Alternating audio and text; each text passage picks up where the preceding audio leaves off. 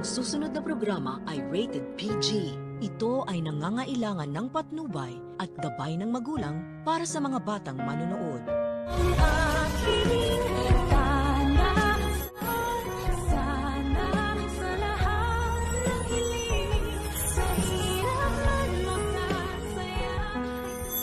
Nakita ni Doc Katie ang ginawang kaduwagan ni Carlos matapos niyang takbuhan si Lynette. Sa oras ng kagipitan ay hindi rin siya makapaniwala na ganitong klase pala ng lalaki ang napakasala ng nanay ng batang doktora, na nung una ay inaakala pa nila na napakabait nito at handang gawin lahat para sa asawa niya. Ako pa naman siya na bago sila ikasal ni Lynette ay gagawin niya daw ang lahat para protektahan ang nanay ni Annalyn. Samantalang ngayong nasa bingit ito ng kamatayan ay hindi man lang siya nagdalawang isip na takbuhan ito, iwanan sa mga kamay ng holdapper.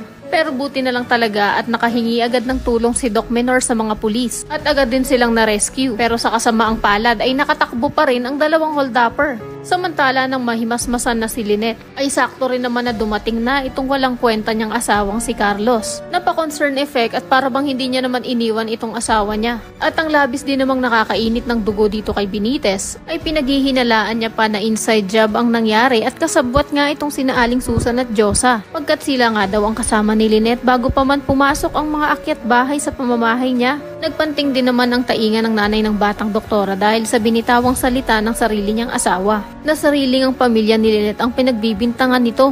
Ngayong nagigising na sila sa katotohanan ay matatauhan na rin ang batang doktora na isang napakalaking pagkakamali talaga ang naging desisyon niya na pakasalan pa itong si Carlos. At dahil nga rin dito ay unti-unti na rin nilang malalaman ang mga tinatago nitong sikreto. Pero sana naman ay wag nang mag-antay itong si Doc Lindon na lalong lumala ang sitwasyon ni Lynette dito kay Carlos bago niya ipagtapat ang nalalaman niyang katotohanan na ito talaga ang tunay na ama ni Zoe. Kaya naman kung isa ka rin sa mga nagnanais na magsalita rin itong si Doc Enriquez at sabihin niya kay Lynette na walang pag-aalinlangan siyang iniwan ni Carlos na sarili niyang asawa sa kamay ng mga holdapper para iligtas ang sarili niya, ay pakiclick naman ang like at subscribe button. Maaari ka rin mag-iwan ng komento sa ibaba para sa iyong mga saloobin at sugestyon.